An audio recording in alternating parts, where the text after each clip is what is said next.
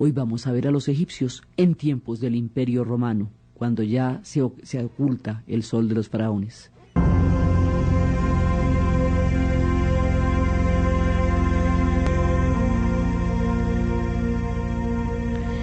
La vez pasada habíamos visto cómo Cleopatra se suicidaba para salvar la dignidad de Egipto y la suya propia, y cómo Marco Antonio, deshonrado, se suicidaba porque no podía permitirse semejante visión ante sus propios hombres después de haberlos abandonado en el mar en la batalla por irse detrás de Cleopatra.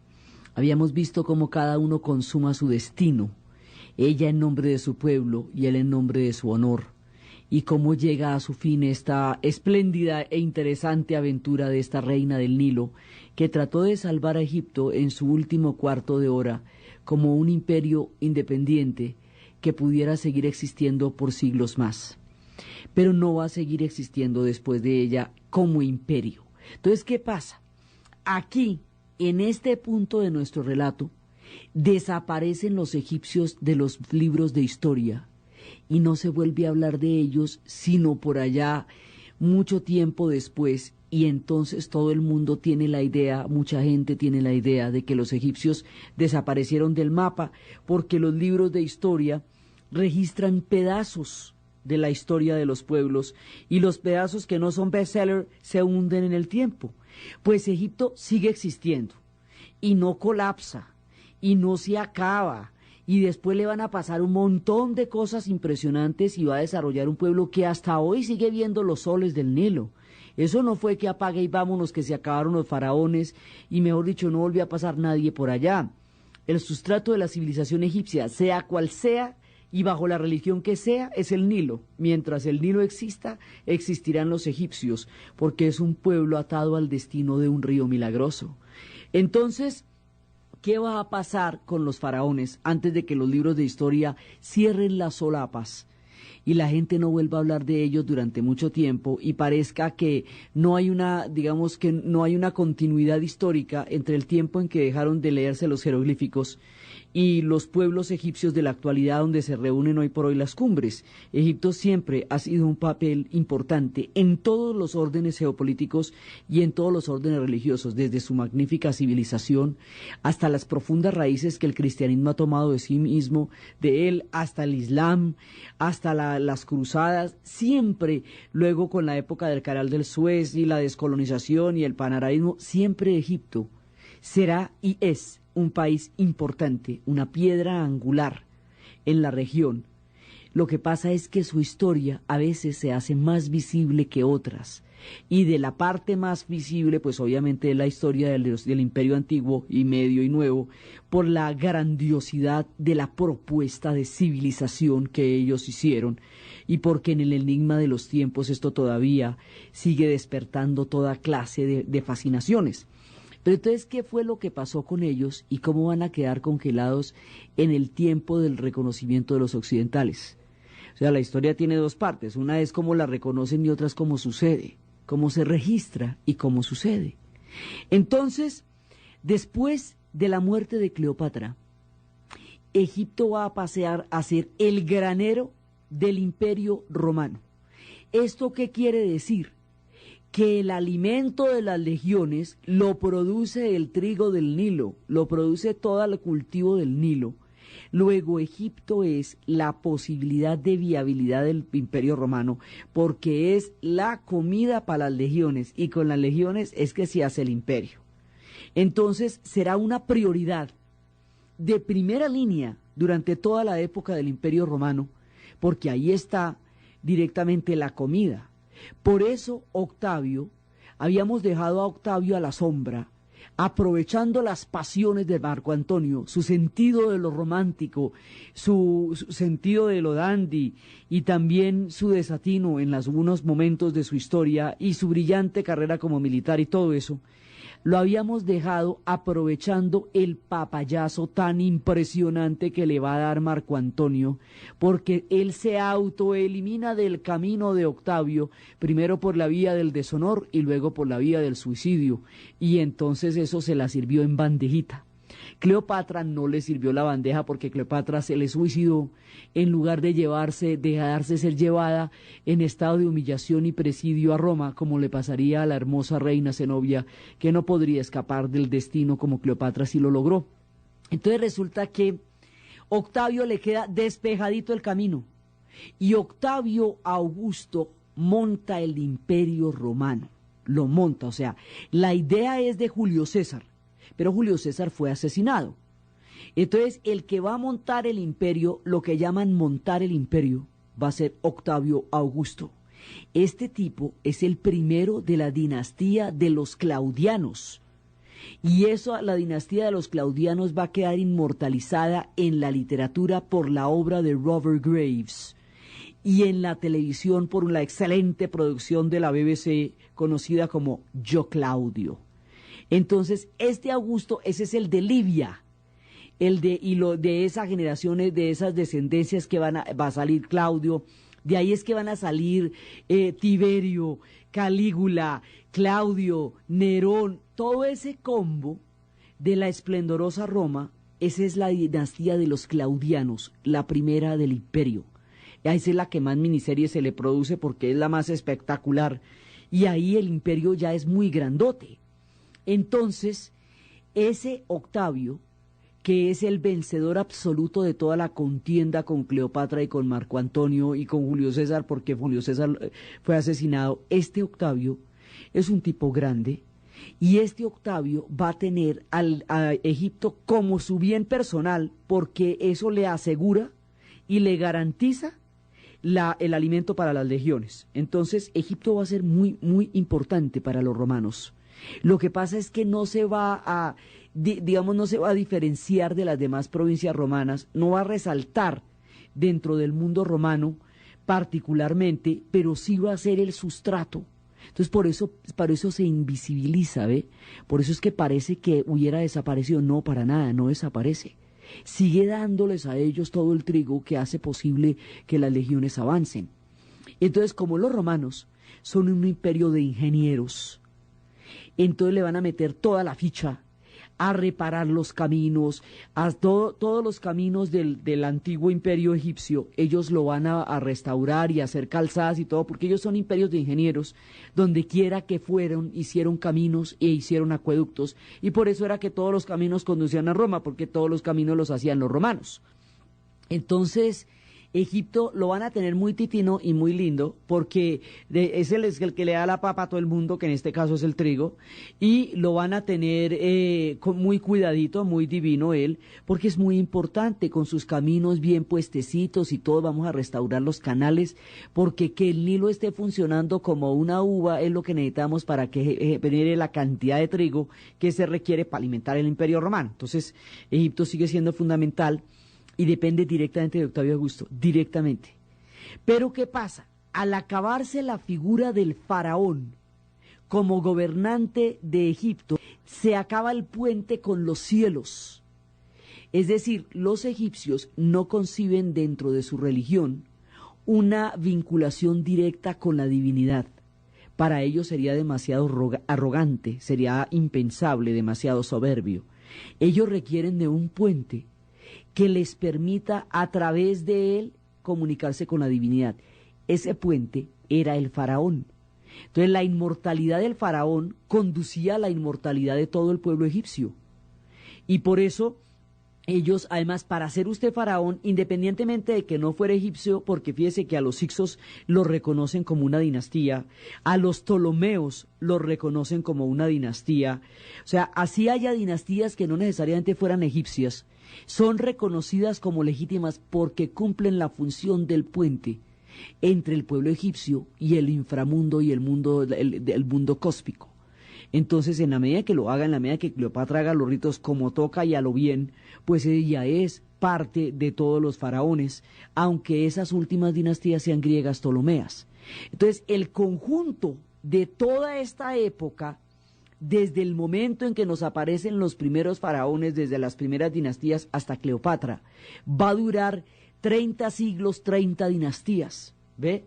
Ahí están las 30 dinastías, contando los Ptolomeos, contando todos los periodos. Eso es la misma conteo que hacen ellos. Menatén es el que va a hacer este conteo. Ahí duraron 30 siglos, entre 17 y 30 siglos, y esa fue la inmortalidad que tuvieron, que ningún otro pueblo que nosotros conozcamos ha tenido ese nivel de continuidad, de longevidad profunda en las condiciones de unidad y de cohesión en que el imperio egipcio lo tuvo. Entonces, la religión faraónica, cuando dejan de existir faraones y la última reina del Nilo fue Cleopatra. Entonces, al no existir la religión, al no existir los faraones, como los faraones son el puente, alrededor de ellos está montada la sociedad, entonces alrededor de ellos están montados los sacerdotes. Entonces los sacerdotes ya pierden como el oficio y el sentido que era llevar al faraón a la inmortalidad. Las técnicas de embalsamamiento se van olvidando poco a poco, porque ya no, cada vez se van haciendo más chambonas, ya no se hace pues ese refinamiento de la sacada del cerebro por la nariz y todo ese rollo, no. Ya esto se va volviendo más barato, ya es menos play, menos pomposo, menos solemne que en las épocas de la descripción de Sinoé. Entonces se va perdiendo poco a poco el rito. Y como el jeroglífico es una escritura sagrada, otra vez los griegos, hieros significa sagrado, grafos significa trazado, escritura, el jeroglífico es una escritura sagrada. Como es una escritura sagrada, entonces deja de leerse porque ya no hay a quien echarle el cuento, porque no es que ya no están los faraones. Entonces se va todo el orden que estaba asegurado alrededor de la figura del faraón, se va resquebrajando sin haber faraón porque ya no el sentido, el eje que le daba la proyección a todo este mundo desaparece al desaparecer los faraones como tales. Entonces el silencio se va apoderando y el último de los jeroglíficos se hizo en la isla de Philae, nuestra hermosa isla de Philae, donde este amante engañado por el padre de su amada, va a ayudar a un cocodrilo y el cocodrilo lo ayuda haciendo un camino entre sus amigos para que el hombre pueda cruzar las aguas y llegar a la isla de Philae donde está su amada y poder realizar su amor con ella. Esa isla de Philae, ese templo dedicado a Isis, esa historia de amor, ahí se escriben los últimos jeroglíficos. Y a medida que vaya desapareciendo el culto, que vayan desapareciendo los sacerdotes, como los jeroglíficos no era que todo el mundo los pudiera leer, eso eran para leerlos los sacerdotes, a diferencia de los alfabetos fenicios, que sí eran para comerciar, entonces era para que todo el mundo lo supiera, esto era una escritura sagrada. Entonces, a medida que va desapareciendo eso, se va perdiendo el conocimiento de qué significan los jeroglíficos, y los griegos no tuvieron el cuidado de aprenderlo. Bebieron de las fuentes egipcias, pero no se aprendieron los jeroglíficos. Ellos con su alfabeto andaban muy contentos. Entonces, ¿qué pasa? Que se pierde la memoria de qué pasaba ahí. Como cuando en 100 años de soledad los pescaditos de insomnio van haciendo perder la memoria primero de cómo se llaman los objetos y les ponen letreros que dicen silla, mesa, y luego qué significaban las palabras a las que se referían los objetos. Pues así, haga de cuenta, como los pescaditos del insomnio, se pierde el conocimiento de los jeroglíficos y no se va a volver a saber de estos. Mire, desde el Imperio Romano, desde los tiempos de Octavio Augusto, esto se va perdiendo poco a poco en la dinastía de los Claudianos a medida que se va perdiendo ese conocimiento. Y queda en el olvido, porque la historia también a veces se pierde su registro hasta que de pronto, más allá en el infinito aparece. Entonces resulta que esto en el tiempo del Imperio Romano se va desapareciendo lentamente, y luego va a llegar el cristianismo, va a tomarse esos espacios de una manera sagrada también, pero el conocimiento de los espacios de los faraones y del jeroglífico se va perdiendo hasta cuando Champollion descifre la piedra Rosetta. Entonces, fíjese que estamos empezando el Imperio Romano cuando esto está desvaneciéndose. Casi 2000 años después, porque en la expedición de Vernon es durante la era napoleónica, y la era napoleónica es de más o menos de 1804 a 1812. Entonces, cuando la época de la expedición napoleónica, cuando Napoleón va a llevar a un grupo de científicos y a un grupo de artistas para encontrar lo que vayan a ver en el Egipto, es cuando Vernon va a escribir el famoso libro de la descripción del Egipto y va a dibujar todas las maravillas que va a llevar allá. Y es cuando en ese momento van a llevar los grabados de lo que encontraron, y con los grabados de lo que encontraron Champollion va a dedicarse 20 años a descifrarlo siendo él un lingüista y va a encontrar que esos no son trazos ni son figuras, sino que son alfabetos, que eso es un jeroglífico, y va a empezar a trabajar en descifrar la piedra Rosetta, y la piedra Rosetta va a ser, o sea, el trabajo de Champollion en el milagro cósmico de la piedra Rosetta será la clave del tiempo que los faraones lanzarán a los seres del futuro para develar sus secretos ocultos durante tantos años.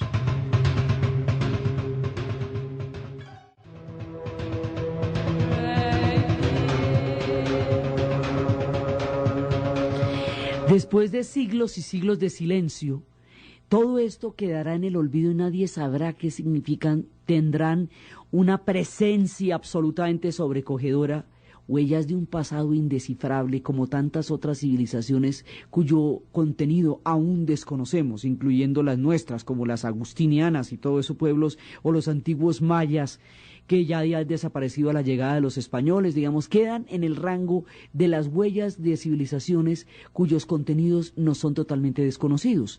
Y más adelante, con la llegada de las otras religiones, con la llegada del cristianismo primero, con un Dios único, y con la llegada del Islam, que no cree en las imágenes, pues una cultura tan figurativa como la cultura de los faraones no será muy tenida en cuenta porque no tiene mucho asidero en la forma de las siguientes religiones, aunque el sustrato místico siempre va a estar ahí, porque si hay algo que caracteriza a los egipcios es el misticismo. Ellos son un pueblo de fe. Todas las religiones pueden anidar encima de las suyas y hacer sincretismo unas sobre otras, porque lo que ellos han buscado desde el principio de los tiempos es la relación estrecha y profunda con la divinidad. Son uno de los pueblos más místicos, más espirituales y más entregados a la adoración de las formas de lo sagrado que existen en el planeta. Entonces siempre van a estar en la órbita de lo divino, sea cual sea la idea que de lo divino se tenga. O sea que la religión y la divinidad seguirán morando entre los egipcios porque forman parte de su alma. Es el conocimiento del significado de los jeroglíficos lo que se va a perder durante 19 siglos y después se va a encontrar a través del milagro de la piedra Rosetta, como si hubieran mandado esa pieza en el futuro, y a través del trabajo arduo de toda la investigación del gran lingüista Champollion. Por eso es que ese cuento es tan sonado y por eso es que la piedra Rosetta es la pieza más querida y más exaltada del Museo Británico, quienes la tienen allá porque se la tumbaron a los franceses que la habían descubierto en Egipto. Entonces resulta que eso en el futuro los faraones se las ingeniarán cuando ya no exista un culto de egipcio que los haga ver y que les rinda su tributo a la inmortalidad. En el futuro, en el lejano futuro de nuestro tiempo de narración, van a aparecer otro combo de personajes que ya no nacieron en el Valle del Nilo, sino en Inglaterra, en Francia, en Alemania, y se van a llamar egiptólogos. Y esos egiptólogos van a quedar presos de la fascinación más impresionante, embrujados por la maravilla y la magnificencia del tributo de este imperio al tiempo y a la inmortalidad. Y entonces dedicarán sus vidas, sus pasiones, sus pesadillas, sus delirios, sus alucinaciones al servicio de los antiguos dioses. Y es así como Howard Carter tendrá esta obsesión tan loca que lo va a llevar al descubrimiento de la tumba de Tutankamón, y como Om Seti tendrá las visiones que la llevarían a restaurar el templo de de Seti allá en todos estos templos que ella en donde va a pasar el resto de la vida, y es donde van a encontrarse personas encerradas 30 años en un cuarto de 1 metro por 1 metro descifrando los jeroglíficos. Y es desde ahí que en los últimos años, en los últimos siglos, no se ha parado de trabajar esto, y sin embargo todavía no se saben muchísimas cosas. Entonces los egiptólogos nos van a recuperar el antiguo imperio de los egipcios y nos van a contar quiénes fueron y qué hacían, y por eso es que nosotros sabemos de su existencia ahora, por los griegos y por el trabajo de Champollion y de ahí en adelante los egiptólogos.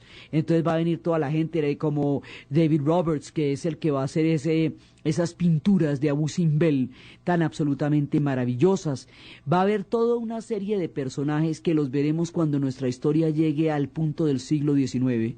Toda una cantidad de personajes que son los que nos van a devolver la dimensión de Ramsés, de Hatshepsut, de Tutsis, de toda esta cantidad de figuras maravillosas que crearon un orden cósmico tan supremamente colosal. Entonces, y después ya cuando venga toda la locura de las momias y todo el saqueo de Egipto, y ese saqueo pueble los museos del Pérgamo en Berlín, y pueble los museos del Louvre y del Museo del Hombre en París, y el Museo Británico, cuando eso pase, entonces nos volveremos a encontrar con estos faraones que habíamos dejado agonizantes en la dignidad de la serpiente, de Cleopatra mordida por una serpiente para no ser exhibida como un trofeo por las calles de Roma.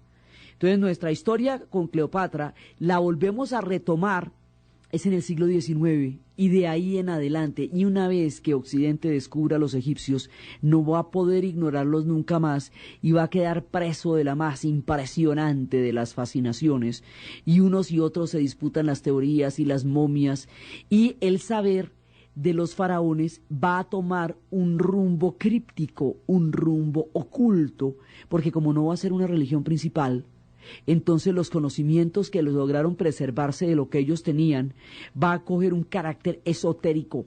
Entonces el esoterismo, de donde vienen muchas otras interpretaciones del cosmos, desde la masonería hasta el rosacrucismo, tiene su fundamento en los egipcios y es la continuidad del estudio de lo que los faraones sabían, pero ya de una manera hermética, de una manera cerrada, de una manera críptica, de una manera oculta, porque estará por fuera de las grandes religiones monoteístas que habitarán la tierra de la gente del Valle del Nilo. Entonces ya será una cosa más bien clandestina, más bien oculta, y ya no tendrá la luz pública que tenían en la época en que ellos dominaban todo, pero se mantendrá, porque por la vía oculta también hay toda una serie de conocimientos que se derivan, y precisamente por ese carácter esotérico que tienen los egipcios y que va a tener el conocimiento, la prolongación del conocimiento por la vía de lo hermético y lo oculto, es que se les asocia tanto con todos los fenómenos de lo que aún no conocemos y aún no comprendemos, desde los extraterrestres hasta la magia, hasta las maldiciones y todo, o sea, todo lo que se les atribuye a ellos, que es el espectro de todo lo que Occidente desconoce de la naturaleza y del cosmos, se les atribuye por el conocimiento críptico y esotérico que se tuvo de ellos en silencio guardado por las persecuciones de los masones. No es que los masones vienen del gran arquitecto y el gran arquitecto es la pirámide y son los constructores de la piedra, y el secreto de la piedra es lo que le va a dar la fuerza a la masonería, y resulta que los dueños del secreto de la piedra son los egipcios y ahí están sus piedras. Entonces estos pueblos, estos grupos religiosos van a tener, o estos grupos digamos esotéricos, van a tener la herencia del saber, estos grupos ocultos, y como van a ser perseguidos por las religiones oficiales y van a ser, y más adelante cualquier explicación que se dé sobre esto se volverá herética porque reñirá con las religiones del futuro. Entonces esto quedará en un rincón de lo misterioso y es parte del misterio que va a cubrir la bruma de este pueblo durante tantos siglos. Entonces los faraones quedan en el limbo de lo esotérico, en el suspenso de lo indescifrable, en la pausa de 19 siglos hasta que sean descifrados de nuevo. Y cuando sean descifrados de nuevo se van a volver un bestseller, y de todas las culturas antiguas se van a volver la de mayor presencia, la de mayor permanencia, la de mayor atracción, la de mayor fascinación de cuantas existen, porque el monumento que dejaron a su concepción del cosmos sigue siendo impresionante, y el hombre no ha igualado en términos de grandeza y de propuesta de civilización esto que ellos conocieron tan tempranamente. Este pueblo que se había unificado en el Alto y Bajo Nilo, en el loto y el papiro, Recién el sol salía iluminando las albas de los tiempos. Este pueblo que conocía los secretos de las pirámides, que tenía una idea de la muerte absolutamente profunda, que ninguna civilización ha logrado manejar, pocas civilizaciones han logrado manejar una idea de la muerte como la de los egipcios y un espectro del inframundo como el que ellos tuvieron y una religión basada en el culto a este mundo de la eternidad, eternidad en cuerpo y alma que los había llevado a la momificación y el viaje de regreso después de que el alma había sido puesta frente a Anubis para que pesara el corazón con respecto a una pluma y la pluma fueran las pasiones. Después de todo esto, de toda esta fascinación, de todo lo que pasó acá, esto va a quedar hasta que exista un futuro donde se pueda volver a entender. Cuando se vuelva a entender, va a volver a producir la misma fascinación que a ellos les producía cuando estaban generando una civilización tan colosal. Entonces, efectivamente, ellos son de los pueblos más magníficos que ha conocido la especie humana y su remota antigüedad, el mayor interrogante de cuánto tiene en realidad la cultura que ha habitado la Tierra, porque como las evidencias habíamos visto, es que las evidencias históricas y las evidencias arqueológicas son distintas a las geológicas y a las astrales. Entonces hay diferentes conteos acerca de cuánto hace que pueblos tan magníficos habitaron la tierra. Y todo este misterio va a estar rodeado en la bruma del silencio hasta la piedra Roseta. Entonces ahí nos quedan suspendidos en el aire, sin el registro de los demás pueblos, sobre el interrogante de quiénes fueron, hasta cuando la historia devuelva a Ramsés su grandeza, a Hatshepsut su osadía, a Akenatón su locura, a Tutankamón su presencia como clave del entendimiento del viaje hacia el inframundo, a Tutmosis su grandeza. Hasta que eso pase, dormirán en la eternidad. Los saqueadores de tumbas todavía seguirán asolándolos cada que les den papaya durante los siglos y los siglos. Y luego los saqueos del colonialismo harán la doble función de arrancar de Egipto sus tesoros y hacer que el mundo los vea simultáneamente. Entonces, esta gente va a estar en el silencio, mudos en su inmortalidad, y la arena cubrirá poco a poco muchos de los templos. Los canales de regadío y todo eso están perfectos porque los romanos son ingenieros, pero las arenas van cubriendo los templos en la medida en que los templos dejen de usarse, porque las cosas si no se usan pues se van acabando. Entonces eso es lo que nos pasa con los grandes faraones. En realidad va a ser un paréntesis muy largo de 19 siglos, que no es tanto comparado con lo que esta gente lleva, ¿no? Pues porque realmente fue tanto su tiempo de existencia que aún no igualamos lo que fueron con el tiempo en que dejamos de saber de ellos, ni siquiera con el tiempo en que volvimos a saber de ellos. Entonces van a quedar en la bruma del silencio, tranquilos en su inmortalidad, esperando tiempos mejores en que sean visibles para el mundo como en este momento lo son, con su propuesta de magnificencia, justo en una era donde el hombre lo único que pretende es perecer, en la era en que la inmortalidad ha perdido todo contenido, en una época de consumo y de globalización. Ellos rinden el testimonio de quienes le apostaron toda la eternidad y a la postre ganaron, porque ellos están ahí y nosotros desapareceremos tan pronto como se acaben los comerciales, porque toda la cultura está relacionada y fundada sobre lo breve y lo efímero y lo plástico. Entonces, ellos continuarán cuando a nosotros ya nos hayan borrado las arenas del tiempo. Ellos todavía estarán ahí porque le apostaron a la eternidad. Entonces, mientras tanto va pasando esto, Egipto sigue siendo una provincia próspera, sigue siendo una provincia importante, pero ya no tiene el culto a los faraones. Entonces, si no están los faraones, ¿qué pasa ahí? ¿Quién está ahí? Entonces, al no estar los faraones, van a empezar a mezclarse una cantidad de creencias de una cantidad de pueblos a través de un milagro, digamos, de una conexión milagrosa entre Oriente y Occidente que durante mucho tiempo mantuvo al mundo conectado el uno con otro, la ruta de la seda.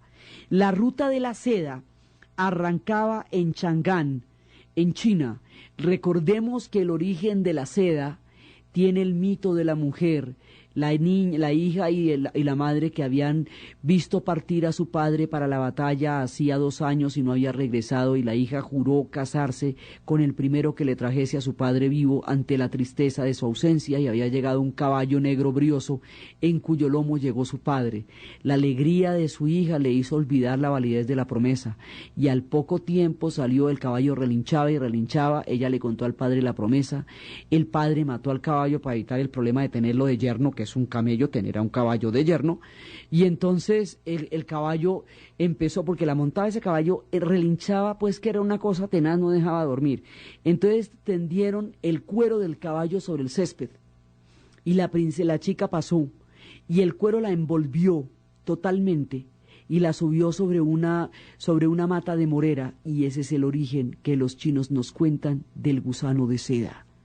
Y la ruta de la seda va a conectar el mundo y arranca en China de Shawan, va a pasar por Yumen, va a pasar por Tarim, va a pasar por Nilla, va a pasar por Kashgar, y por ella van a pasar las historias de los tapetes, así como la del budismo, porque el emperador amarillo lo conocerá para la ruta de la seda. Van a pasar por la Torre de Piedra, por Samarcanda, por Merev, van a pasar por Bactria, lo que hoy es Afganistán, por donde los pasos donde Alejandro estuvo, por ahí pasaría toda la ruta, en donde él conoció a Rosana, que fue en Bactria. Van a pasar por Sharut, van a pasar por el reino Seleucida, que estaba en manos de uno de los generales que fue de su combo, y van a llegar a Alejandría. O sea, la ruta de la seda baja y va a llegar, por una parte de la ruta va a bajar por Petra, va a llegar a Berenice, va a llegar a Copto y va a llegar a Alejandría.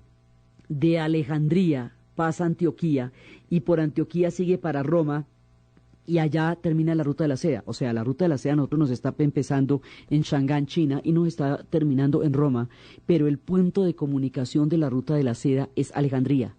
Y a Alejandría llega la ruta de la seda por un lado, y por el otro lado viene la ruta de la Arabia Feliz, que alguna vez habíamos visto, del gran comercio de los inciensos, que atravesaba la península, que venía de Musaris en la India, y que venía de Barganza en la India, y que atravesaba el mar Arábico, y que entraba por Ceilea, y que llegaba a Luqueorme, y bordeaba la península arábica. Por eso se llama la Arabia Feliz a los países que hoy conocemos como Yemen y Omán. Eso era la Arabia Feliz. Entonces, la ruta de la Arabia Feliz y la ruta de la seda van a llegar a Alejandría. Luego, esto garantiza que Alejandría esté en permanente contacto con Oriente, y que las religiones orientales y todos los sucesos en Oriente viertan directamente su caudal sobre Alejandría, y Alejandría seguirá funcionando como ciudad durante los tiempos del Imperio Romano, y los griegos dirán que Alejandría era más esplendorosa que Roma, pero chiquito, así pasito, porque para que los romanos no lo oigan, porque los romanos no pueden escuchar que exista una ciudad más magnífica que Roma nunca más, faltaría, ¿no? Pero Alejandría sigue siendo la pomada, y tan será la pomada que en Alejandría es donde se van a formar la teología de las escuelas cristianas. La dureza de las escuelas cristianas se va a formar en Alejandría. Entonces Alejandría tiene los cultos de todo el mundo. Entonces, porque ya no está el suyo propio, entonces se va a establecer un sincretismo con los dioses del Olimpo, con los dioses romanos, y ahí va a pasar una cosa muy particular. De todos los antiguos dioses del mundo faraónico, se acuerda que estaba Isis con su esposo que va a ser el rey de los muertos, Osiris, y su hijo Horus, y que toda la epopeya de ella para recuperar el cuerpo de su marido con Horus, y que Horus va a ser de donde vienen los faraones, va a aparecer un culto separado a Isis, como si una miniserie se acabara y uno de los personajes de la miniserie sacara su serie aparte, como si hiciéramos saliera un personaje de Friends o de Ally McBeal. O sea, si cada una de las series saca un personaje que saca una serie propia, haga de cuenta así, Isis se va a volver un objeto de culto ella solita. Y ella solita, ya desligada de Osiris, porque no ve que Osiris es el inframundo, y esto ya no creemos inframundo porque ya no hay faraones. Entonces va a estar Osiris, y Osiris va a estar, ya no Osiris, no, porque Osiris es el inframundo. Entonces Isis va a quedar como una figura femenina muy importante, porque hemos visto además la importancia que tienen las figuras femeninas en el panteón de los faraones en el antiguo Egipto. Ella sobrevive con su chiquito Horus, y esa figura de Isis con el niño Horus será un objeto de culto que facilitará el sincretismo con la figura de la Virgen María y el niño Jesús cuando lleguen los cristianos a Egipto. Hay un antecedente y hay tanto en el Nuevo Testamento como en el Antiguo Testamento que va a ser posible esta unión. Entonces, la antigua religión tendrá muchas maneras de irse encontrando con las nuevas fees que van llegando, y eso es lo que estamos viendo en nuestro relato.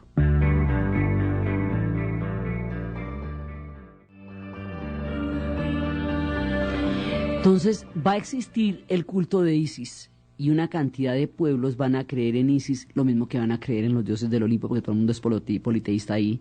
Y también vendrá de la antigua Persia, de Zoroastro, del culto del sol de los zoroastristas, Mitra. Y ese también será un dios sol.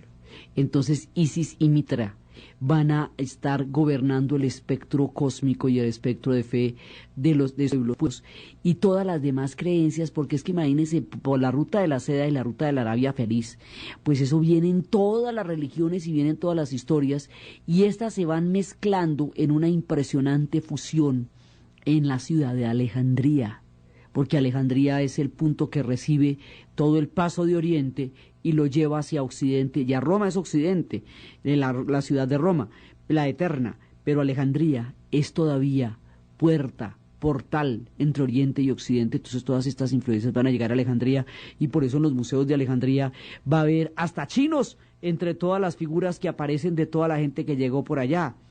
Alejandría seguirá siendo un gran centro del saber, y el último de sus grandes inventos y el último de sus grandes contribuciones era el sistema astronómico de Ptolomeico, que no lo van a hacer exactamente los Ptolomeos como dinastía, sino que lo van a hacer más adelante, un tipo Ptolomeo, pero no es de la dinastía, es el que lo va a hacer en Alejandría, y ese será el último legado, pero con ese sistema el mundo entenderá el cosmos hasta la llegada de Copérnico en 1500. Entonces Alejandría seguirá siendo, digamos, en la esquina del movimiento seguirá siendo Alejandría, y allá en el crisol de pueblos y de religiones se va a estructurar la teología cristiana poco a poco en estas épocas.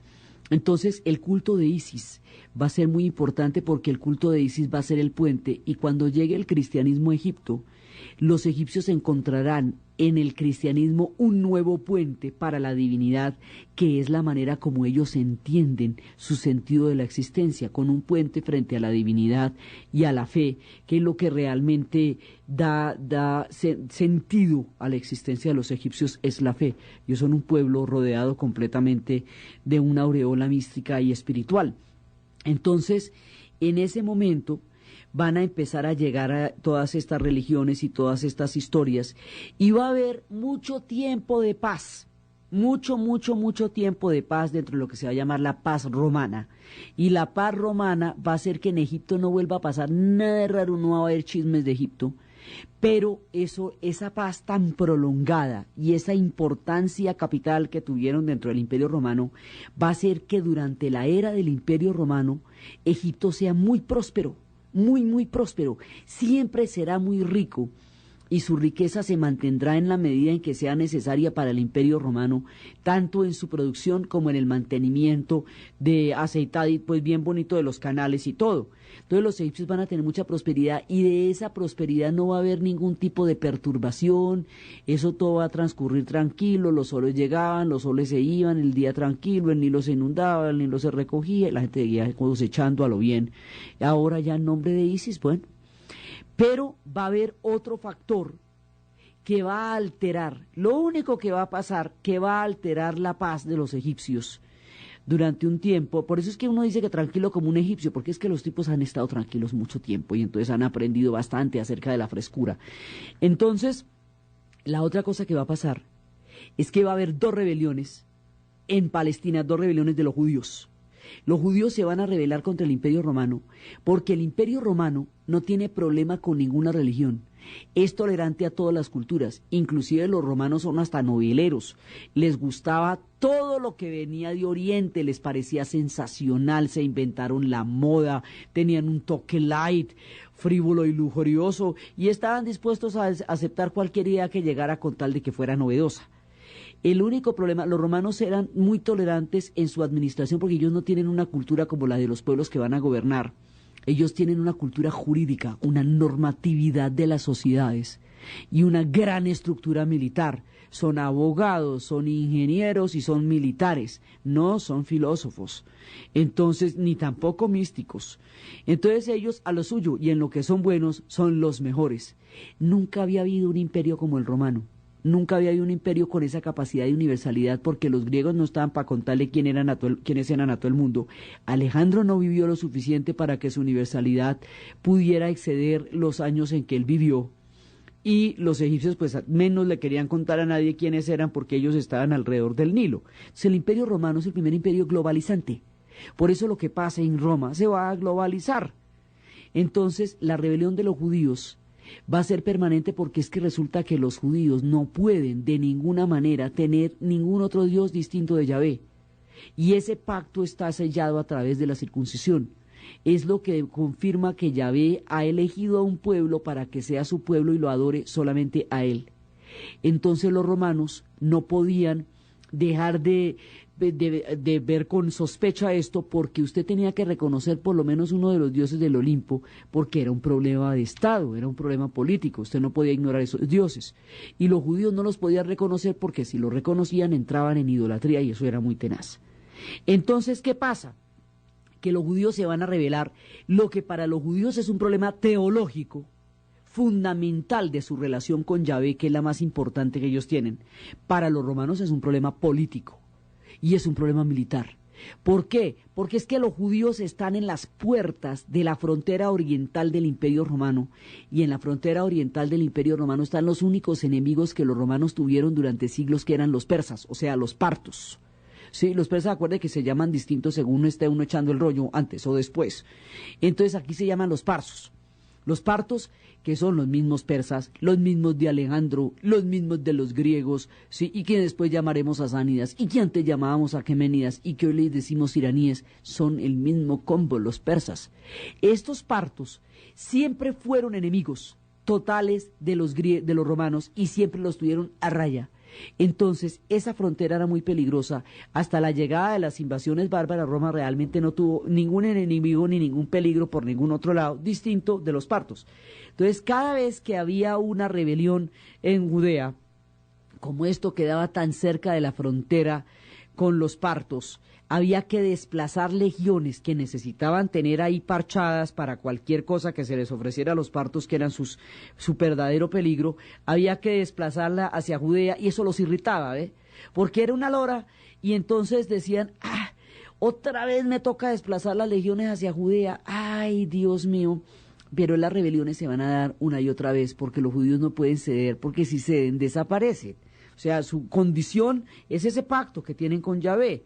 Entonces, las cosas van a llegar a un punto en el que la confrontación va a ser total y va a ser definitiva.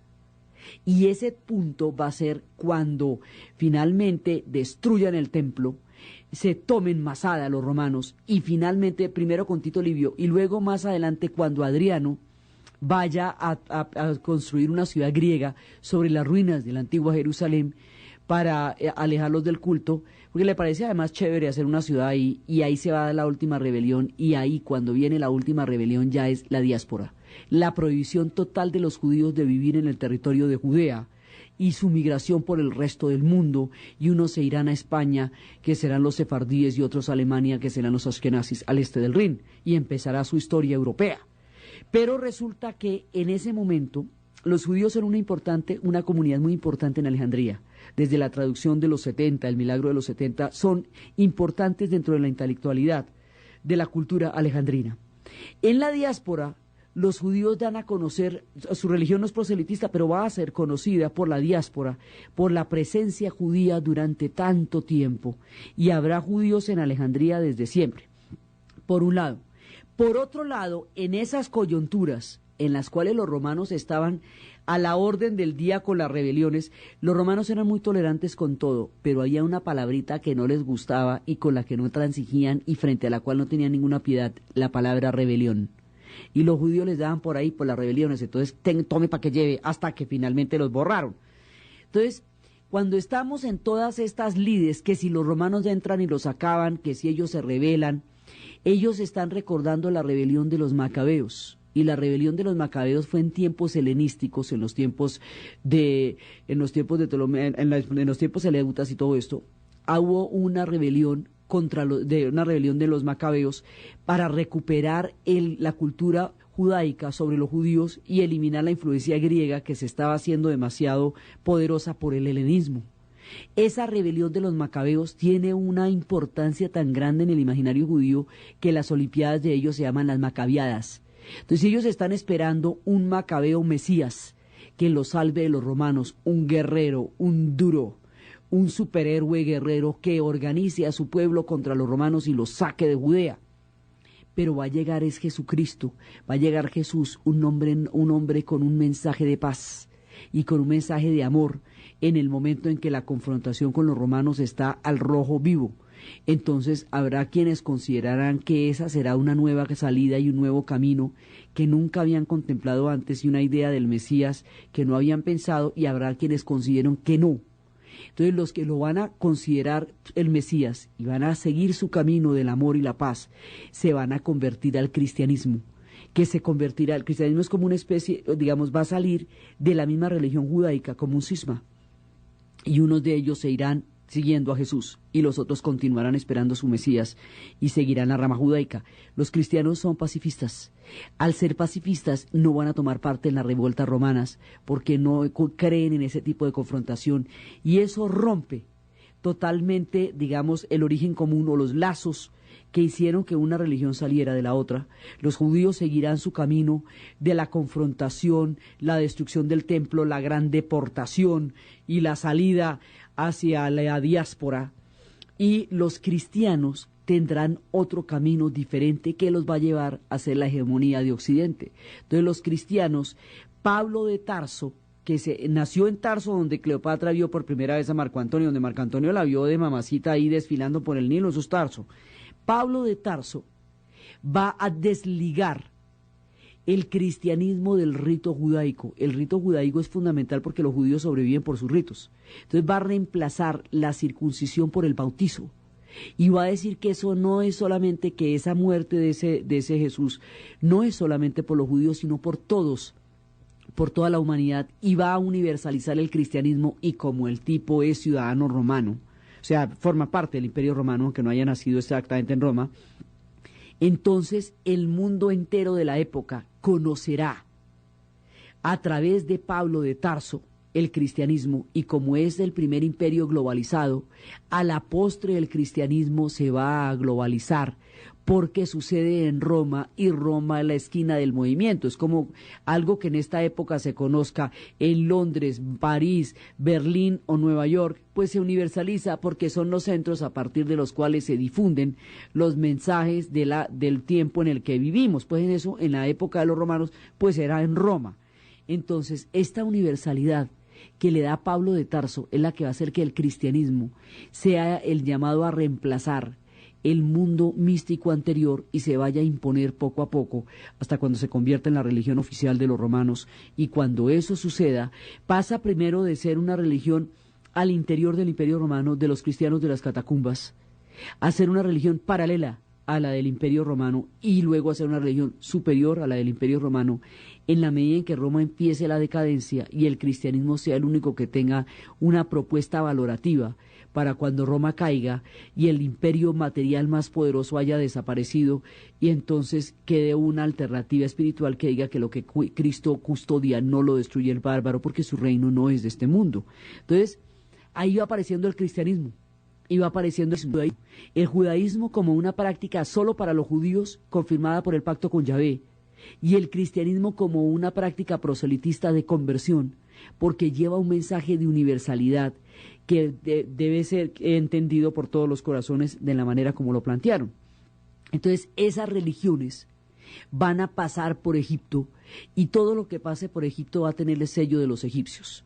Entonces los judíos van a estar en Alejandría desarrollando todas sus formas de pensamiento y Alejandría dejará poco a poco de ser un centro científico para convertirse en un centro de discusiones religiosas y teológicas. Y por eso es que en Alejandría van a surgir los primeros padres de la iglesia y los que van a crear la teoría, toda la teología, Orígenes, San Clemente, que vienen pasado. Y ahí es por eso es que el cristianismo va a tener en su teología orígenes griegos. Por eso es que se va a basar en Platón y en Aristóteles, porque viene de Alejandría en primera instancia. Entonces Alejandría seguirá siendo el epicentro y ella era reina hasta Constantinopla, hasta cuando lleguen los tiempos de la Roma de Oriente, que sea Constantinopla. Solo Constantinopla quitará el brillo a Alejandría, pero mientras tanto Alejandría será el florecimiento de todo. Entonces, en esta época, los romanos están en lo suyo, ellos están creando su gran imperio, la ruta de la seda comunica las civilizaciones, los romanos se paralizaron solamente, sus ejércitos que eran tan poderosos solamente se paralizaron ante la maravilla de la seda, el día que vieron los estandartes de los ejércitos partos, con un material tan sutil, tan núbil, tan etéreo, tan hermoso, que los paralizó no la fuerza, ni el miedo, ni la bravura, sino la belleza y la sutileza de la seda. Entonces los romanos convertirán la seda en moda, y la moda, como la entendemos en Occidente, se la inventaron los romanos. Entonces los romanos siguen en lo suyo, y mientras tanto se están cocinando las religiones al interior de este imperio, sincretizadas unas con otras, mezcladas unas con otras, se van cocinando un montón de religiones, y ese cocinado, ese preparado va a llegar a un mundo en el que el cristianismo va a terminar por ser la religión dominante, porque lo va a hacer en Roma, y en donde el cristianismo va a tener una propuesta diferente. Entonces, en estas épocas va a haber ascetas.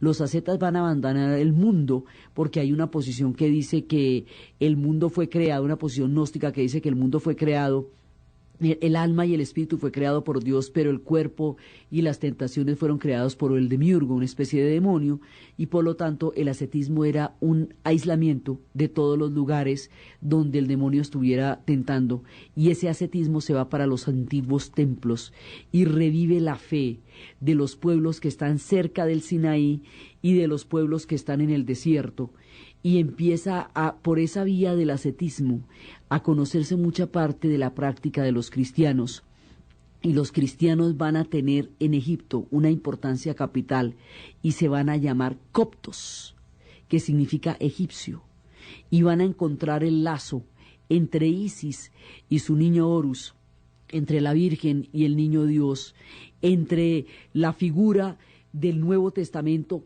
relacionada con el éxodo del Antiguo Testamento, donde había salido Moisés liberando a su pueblo de Egipto, y se va a construir a la vera de las historias de Egipto el mundo de los cristianos, entre el Antiguo y el Nuevo Testamento, y más adelante el mundo del Islam. Egipto continuará magnífico y esplendoroso de otra manera. Esta religión copta, su particularidad, su relación con el Antiguo y el Nuevo Testamento, la ruta sagrada de la familia huyendo de la persecución de Herodes, las iglesias, las tumbas, las catacumbas donde se escondieron, las iglesias ortodoxas, esta nueva fe que viene a la tierra sagrada de Egipto es lo que veremos en el siguiente programa. Entonces, desde los espacios de los antiguos faraones, suspendidos en el tiempo, mudos en su inmortalidad, hasta que la piedra Roseta de Champollion los hagan visibles para el mundo de los occidentales, dejando el legado de su grandeza en suspenso hasta que los ojos del mundo estén en condiciones de comprender su grandeza. Desde el espacio místico de un pueblo que siempre ha buscado la fe, desde las miles de relaciones que trae la ruta de la seda en la siempre mágica Alejandría, en el relato Diana Uribe, en la producción Jessy Rodríguez, y para ustedes, feliz domingo.